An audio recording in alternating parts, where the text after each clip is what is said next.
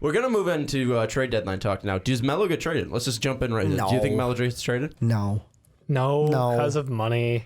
Because of money? No team wants that money. Money and contract length. It's not like he's at the end of it. He just signed a deal a year ago. So, I mean, no team is going to want that money. It's all about expiring contracts to me. That's who's getting moved. So then what expiring contract will get moved? Dwight! Well, Dwight, he's the big one. He's the big name. Where he's not technically expiring. He could. He's a player option. When people say, "Oh, Dwight's probably going to opt out," let's be honest, he's going to opt out. What if he lands on a good team? What if he finds his mojo? I think he still opts out. What if him and Pat Riley, just find a groove going down there in Miami? So you're saying he's getting traded? I'm not saying he's going to Miami. I'm just saying, what if? Whiteside's also an expiring contract. So think about it. How about that? Let's throw this out. Well, you help me, we help you. Let's throw this out here. Dwight, give me the 3 teams that he'll go to.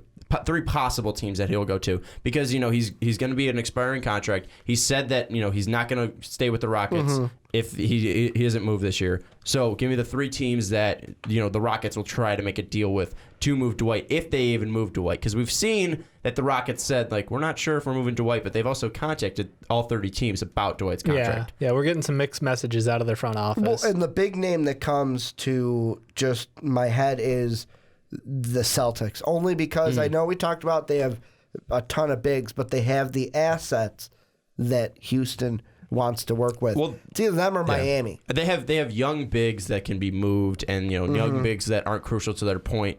And you think you bring in Dwight Howard that they can be moved. So you're saying Celtics, Miami. Is there any third team, dark team that you want to throw in there? Just because I want to throw it out there, because I saw a headline for it, and this trade's not going to happen. I just want to throw it out there. Bring it. Goes to play with Stan Van and Detroit. So you're going to put the 2 worst free throw shooters in the league in the same team? I mean, you remember that, Hack a Dwight and hack a Drummond on you the remember same team. 4-hour playoff game because of free throws? Oh, this is going 8. The this unwatchable Houston playoff game. I turned it off 4 different times. It still wasn't over. There's no way that happens, but man, would that be fun to watch. All right, then what's your 3 teams for Dwight? I'm with you on 2 of them. I mean, I think the Celtics, because A, they've got the pieces. Miami, because Whiteside's contract versus Dwight's contract, they're obviously going to flip. And look, in Dwight, you get a very experienced player who knows what it takes to go to the playoffs. He's carried a team to the finals on his own back. And this is a team that, if they get on a roll, maybe they could knock out, the Cleveland Cavaliers in 7. There's a chance. I'm not saying that it'll happen every time, but look, Dwight on that team makes them better, period. Whiteside brings a ferocity on his defensive end. He loves to block everything that comes near that rim. But again, he's young, he's aggressive, and it's going to lead to costly fouls. He's gotten a couple flagrants as of recently, and he just needs more control to his game. Offensively, Dwight's going to absolutely give you an entire another level than Whiteside, but I think this way both teams win, because at the end of the day, Dwight may or may not re-sign. Whiteside is going to be a free agent, so Houston can move forward and figure out. I think they're at a point where they want to rebuild that team around Harden legitimately, not this piecemeal shit partway through Harden's contract. It's okay, Harden's 25, he's about to come into his prime. Let's make sure that he's set up to run as deep in the playoffs as possible. I think it's perfect timing for it. Now, we bring up that Dwight's going to get moved, but we also are not bringing up Dwight's personality. We've seen, he wanted out of Orlando. He went to LA, was not happy, did not mesh at all, so they needed to trade him. And then Houston, it's kind of like iffy and it's like kind of like, all right, him and Harden get along, then they can't stand each other, then they get along, then they can't stand each other, then they go deep in the playoffs, and then all this stuff happens, and they start off the season horribly, and then it's just a rolling ball. McHale gets fired, and just this team hasn't been returning to form of last year. So Dwight's personality get put into this, because obviously we see the contract, he's an expiring / player contract. Right. Do people avoid him because of his personality?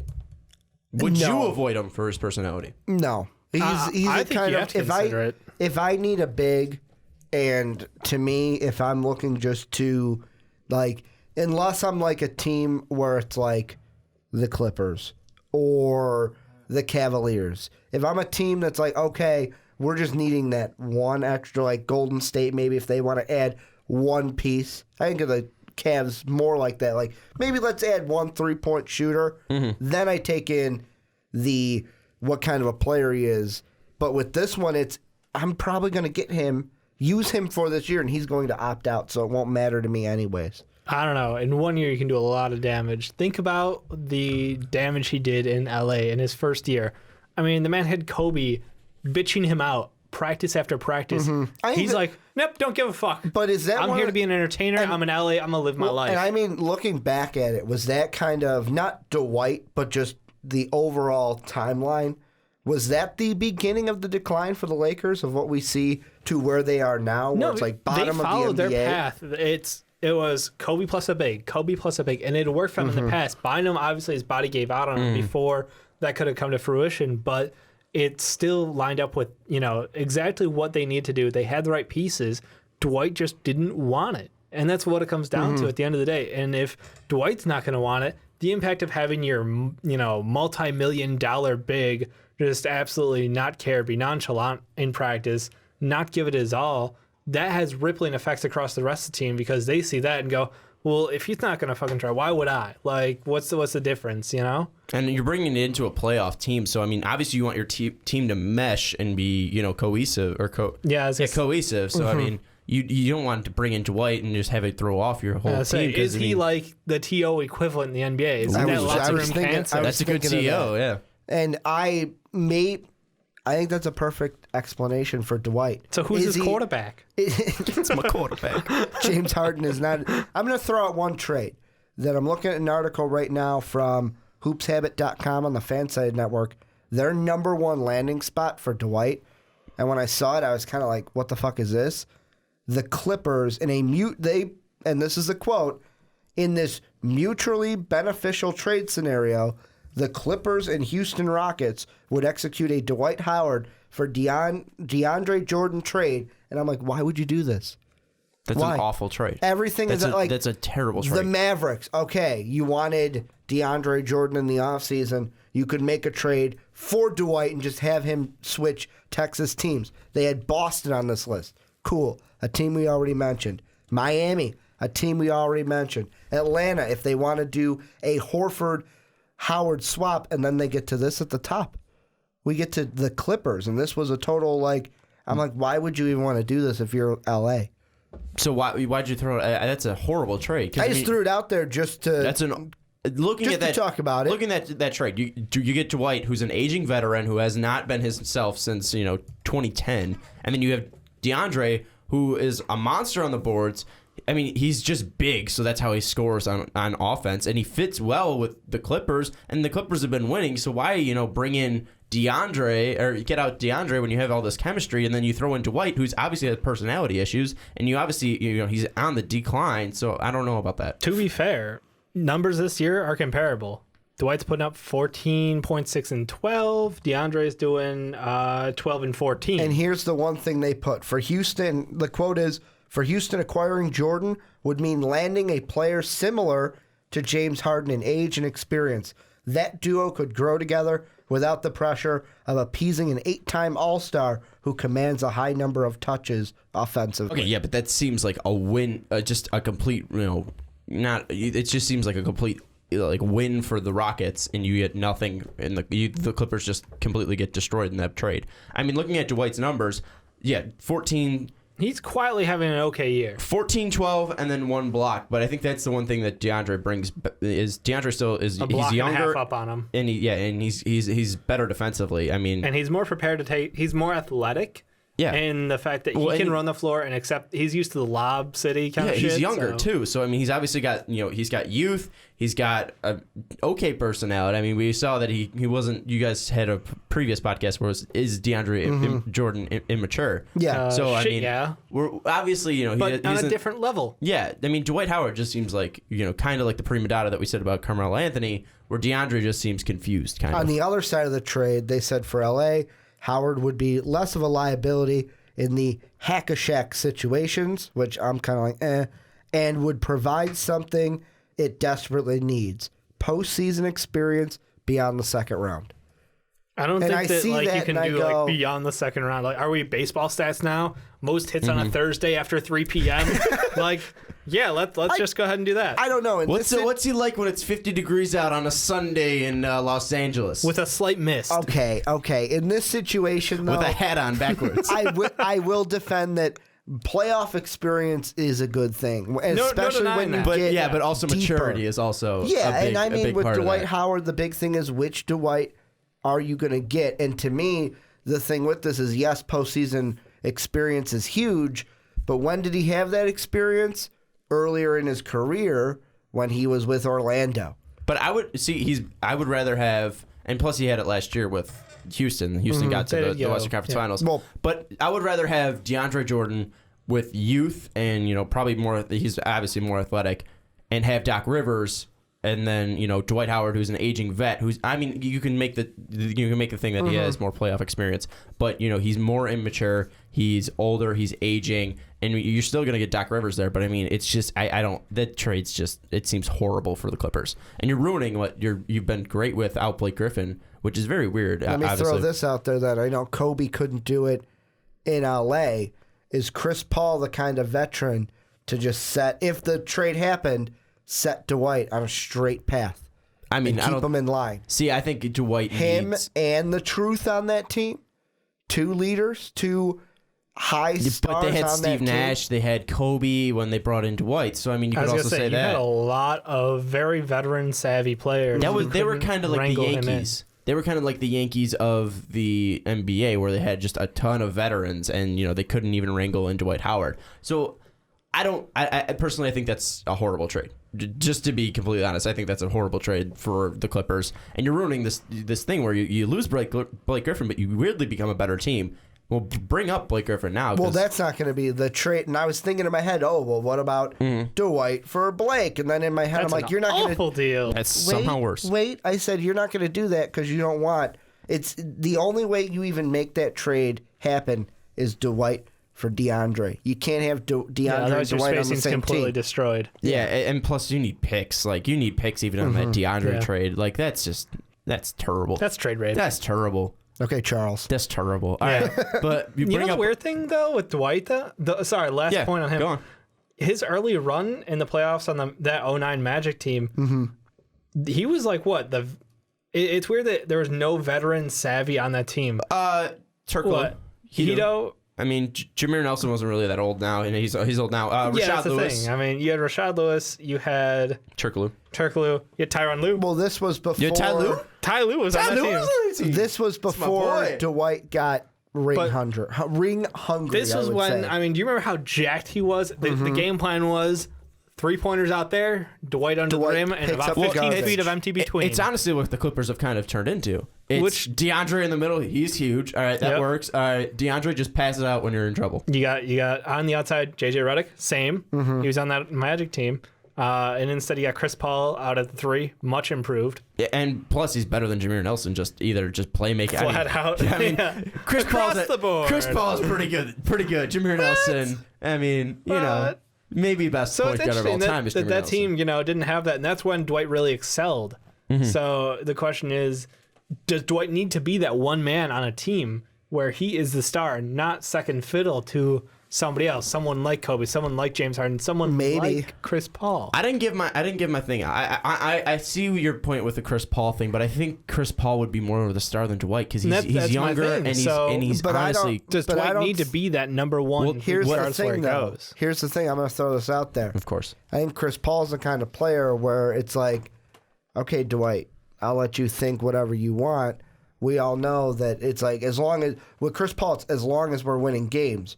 With Kobe, it's like no. This is my team, Yeah. and that's where the battle had. Where Chris Paul would just be like, whatever, as long as we're winning games, I'm happy. Well, final thoughts on Dwight Howard. You say that he should be And the that's, star. that's why and I think that's the thing Cleveland. with this. I'm sorry, not Cleveland. That's why I think the Celtics make the most sense. Is a very Ton young of team young around talent. him. Yeah. I'm gonna bring this up. He I could didn't anchor give that shit. I didn't give him my team. I agree with the Heat and I agree with the Celtics. I don't know if he will work well with D Wade or Bosch, but they obviously have seen that they could put away personality sides and make LeBron the key guy. If you just sub in Dwight, obviously you're gonna get bigger there. You got the Celtics, you got the Heat, Orlando. very young team. Going home They to need Orlando. a star. Dwight's been the star. He's familiar with Orlando. Might not hit, Scott Skiles might not be the coach to wrangle in. Try saying that 3 times Scott Skiles. Now you Might got be it. able to wrangle in Dwight Howard, but Dwight's going to be the star. Dwight's been on that team. Dwight, kind of similar. Young team. You got Channing Frye even to space out the floor there. Kind of like that Hedo player, a little bit bigger. That but would be an interesting thing, actually. I'm looking at that roster right now, and yeah, you might be on something. Maybe you should call me up, Phil Jackson. Maybe I could be your new head coach. Pretty good with numbers. I was a cashier before. But anyway, we're gonna move away from my glory days at the grocery store, and we're gonna go over to a player that you think is gonna be moved. Because we talked about Blake Griffin before. We talked about Boogie Cousins before. Who's a guy that we haven't mentioned that you think is going to get traded? We'll go to Dave first because we usually go to the left because I'm a lefty. We usually go to Ricky. That's fair enough. Dave's on my right. Let's give it to Dave. Who's your guy going? My guy is Jeff Green because I want this Toronto Raptors team to take the initiative, the realization that this could be their 1 year. Mm-hmm. This could be that window, and I don't want them to miss it. What do they have in that forward role? They got Luis Scola. And I just love how that Pat Patterson. Luis Scola rolls off with a laugh. Luis Scola. Come on. So Luis Scola and Pat Patterson. And my trade would be Jeff Green, Pat Patterson. Contracts work out. Jeff Green's a 1-year deal. He is technically a small forward. He can play that 4 though. Size is exactly the same as Patterson, who plays that 4. The only difference is Jeff Green more comfortable from the outside shooting. So that's your trade straight up. Straight up, Jeff Green, Patterson. I would see that the Raptors or the Thunder just kind of get screwed there, because Patterson isn't the same quality as Jeff Green.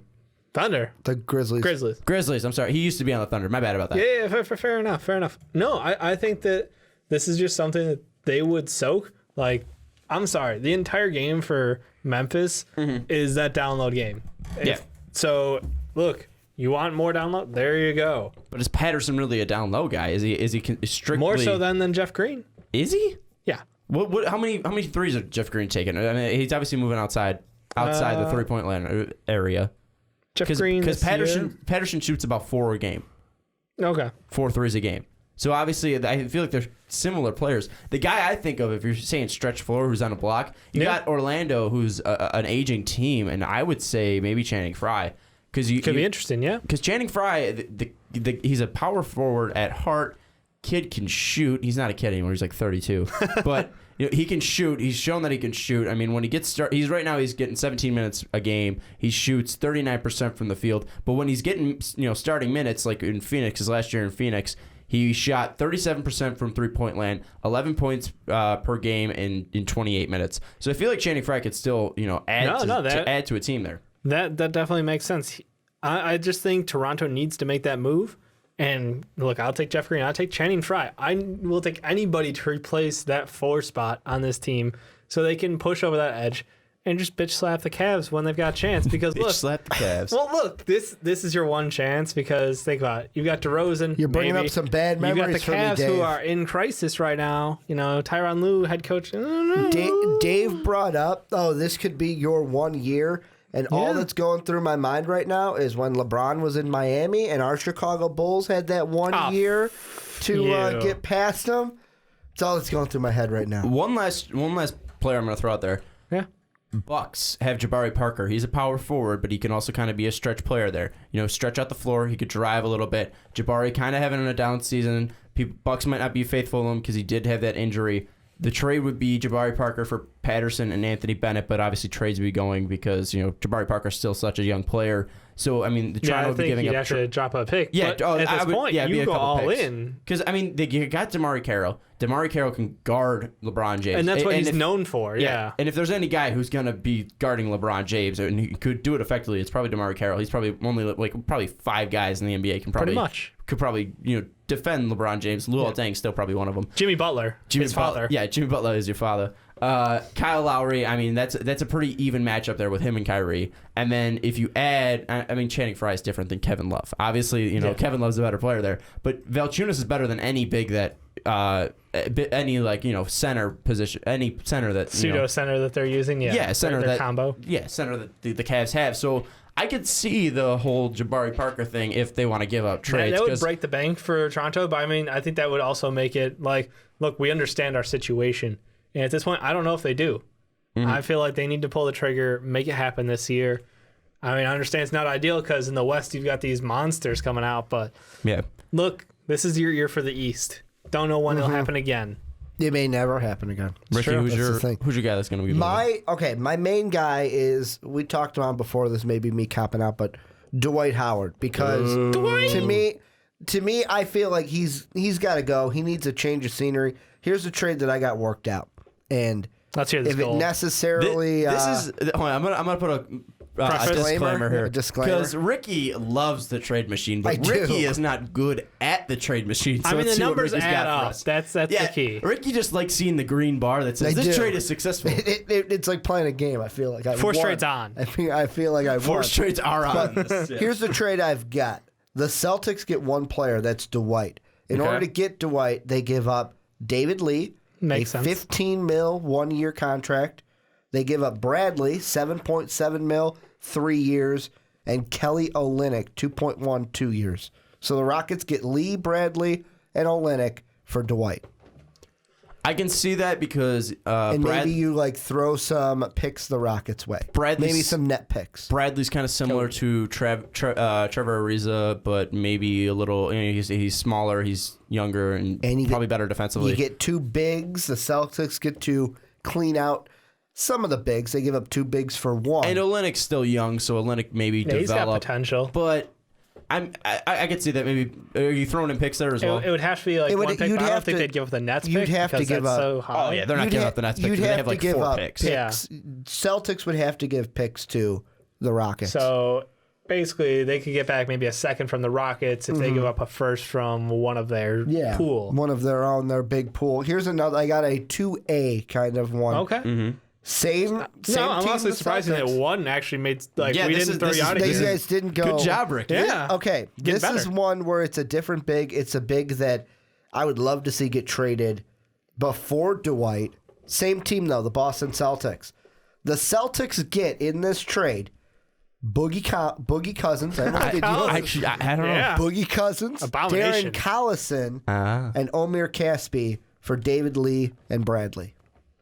No.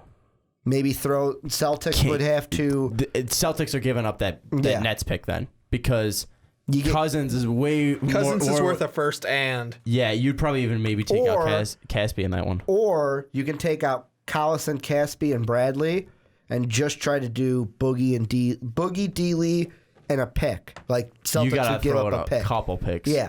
But you could do a D. Lee for Boogie trade. And the only reason I'd like to see that done is I would like the Kings to say, you know what, we're going to stay with George Karl and we're going to trade Boogie. And I just want to see Boogie in a Celtics green. We'll get into I think it's interesting, though. I mean, these big focus to the Celtics, and yet the Celtics' problem is too many bigs. But they've got too many bigs that it's like they need one main big. They have too many bigs main. And none of them are true quality. Right. I mean, Jared Sullinger is probably the best big, and he's been doing. He's obviously grown. Kelly Olynyk knows how to break arms. He knows how to break arms, kind of. Yeah, I mean, but I feel like they need a quality big, and they're still in it. They're kind of in that Toronto where if you want to compete, you got to make a move.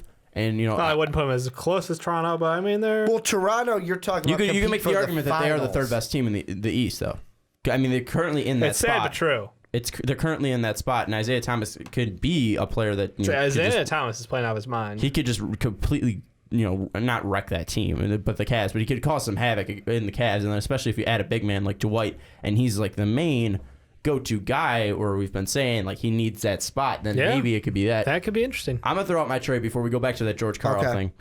My trade is kind of out there, and I don't know if it's gonna work. But Pistons, they have a guy named Andre Drummond. He's pretty damn good. Nope. Okay, you haven't even heard me. Let's see where he's going with this one. You said Drummond right away. What was your first Dwight Howard trade just to go the on, Kings? Just go on. Yeah, but Dwight's like Boogie Cousin. Dwight's actually going to be traded. Well, we don't know that. Drummond, you're staying on the Pistons. But Are we? Okay, Drummond. Easy. Go on. Pistons are currently in the ninth spot. The Heat are currently in the fifth spot, and they currently have the worst scoring offense. Andre Drummond goes to the Heat with Anthony Salver and Damian Lillard. Those two are just complete cap moves because they are garbage. And the Pistons get Luol Deng, cap again, and Hassan Whiteside. It's interesting because Deng still can probably play. He's not awful. He's no longer the man he used to be. And he's gone after the year if they don't even want him. Exactly. Whiteside, we've already covered him. Young, aggressive, very defensive-minded. It's interesting. And you got Brandon Jennings, who could probably take over the scoring because he wants to. Yeah. You got Stanley Johnson, who can emerge. You have, on the Pistons, you have Reggie Jackson, who, again, is a scorer, just like Brandon Jennings. And you don't know, and this is really depending on if the Pistons are going in and Drummond just comes up to him and he's like, I'm not signing with you, trade me.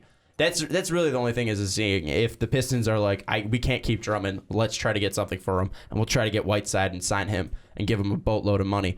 But that's the only way I can see that happening. I don't think Pistons are just going to trade. That'd be interesting where it's, I don't want to say a win-win, but it's close. I mean, you forget though who's the head coach of the Pistons? Stan Van. What does Stan Van need? Okay, what's the one thing he needs? A big that can't shoot free throws. Is a big, and that's I just Whiteside don't see. is 7 feet tall and 265 pounds, so he's pretty big. I would take if I'm Stan Van, I'm saying I'm going to keep Drummond. Drummond's the better player at this point. And Yeah, I don't think Drummond's but- going to say, you know what, I don't want to be here anymore, unless I'm proven wrong, which may be, but I don't see it. He might just want to go to greener pastures. Might want to get a bigger contract. Because his contract's up after this year. I mean, very similar. I mean, Whiteside's actually older. Whiteside's 26, but Drummond's been in the league longer because actually they're similar years. But Whiteside wasn't a high draft pick coming out. Yeah, he was second round in 2010. Drummond was a first round pick in the top 10. So I mean, and you obviously I'm saying picks too. Heat are going to give up picks to get Drummond, but Drummond provides scoring that the Heat desperately need. Whiteside could be a a future piece that costs a little less than Drummond will cost in this offseason. And again, it's dependent on if Drummond just comes out of nowhere and just says, I want to be traded. Yeah. That's really what I'm saying. See, I think this is throwing too much of what if to it. But you know the common theme here? It's what if. What if well, Drummond wants to leave? It's the East. Yeah. It's how do you win the East? Because, let's be honest, the West is wrapped up between three teams, and at this point, and minor tweaks may or may not even help you. Thunder are even like fringe there too. We don't know if the Thunder are really going to compete, and they probably need to make a move too. But that's probably more of like a wing player that they can use. You know who's the one West team that needs to make a move, like outside of the top three? The Clippers. The reason why I say that is the roster that they have right now, they're not going to compete with the Spurs or the Warriors. Is it we talked about earlier, is it a Dwight? Probably not, but they need something. Probably more on the level of Dave's Raptor Grizzly kind of a trade. I think they need to do something. Maybe moving Lance Stevenson for somebody you're going to effing use. I think you need 6 man if you're going to be the Clippers, because you have Crawford, and Crawford usually comes off the bench. They need to find some way to compete in the playoffs. You need to upgrade Lance Stevenson. You need trade him or use him. You need to upgrade that small forward spot because Paul Pierce isn't going to do it. Paul Pierce is great off the bench. Paul Pierce, I mean, he's obviously a great veteran presence, but he's not a starting small forward. And I mean, I do agree with you, Dave. Use Lance Stevenson, but if you ain't going to use him, just effing get rid of him. But again, find someone you are going to use. They're playing him 16 minutes a game, and he's only averaging 4.7 points per game and 2.5 rebounds and an assist and a half a game. So I mean, is Lance Stevenson even a person that, if you put him in the starting lineup, that he's really going to affect the game too much? In his last 10, though, I mean, he's playing 16, putting down 8 a game. 3 rebounds. It's trending upwards. That's all I'm saying. His use is going up. But what have we really seen from Lance Stevenson? His ceiling was that 2013-2014 season in Indiana, where he had 35 minutes per game, shot 35% from 3-point line, and only had 13 points per game. 13, 14 I points think per his game translates to more than stats. Yeah, all right. I mean, he could be more of he's kind of a pest on defense. Just